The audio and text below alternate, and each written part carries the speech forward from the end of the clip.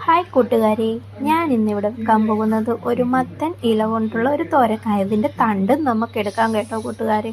അതിനായിട്ട് തേങ്ങ, പച്ചമുളക്, വെളുത്തുള്ളി, ജീരകം, മഞ്ഞൾപ്പൊടി എല്ലാം കൂടെ മിക്സിയുടെ ജാറിലിട്ട് ഒതുക്കിയെടുത്തതിന് ശേഷം ഒരു ചീനച്ചട്ടിയിലേക്ക് വെളിച്ചെണ്ണ, അതിലിച്ചിരി കടുക് ഇട്ട് കൊടുത്ത് വറ്റൽ മുളകും ഇട്ട് സബോളയും ഇട്ട് കരിവേപ്പിലയിട്ട് അത് ചെറുതായിട്ടൊന്ന് വഴറ്റിയെടുത്തതിന് ശേഷം അതിലേക്ക് നമ്മൾ ഒതുക്കി വെച്ചിരുന്ന അരപ്പൂടെ ചേർത്ത് വിടുക.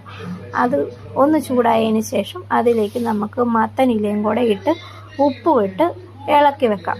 ഇളക്കി വെച്ചതിന് ശേഷം അതിൽ ഇച്ചിരി കൈവെള്ളം തളിച്ച് കൊടുക്കണം. ഓവറായിട്ട് വെള്ളം തളിച്ച് കൊടുക്കൽ, ആവശ്യത്തിന് മാത്രം.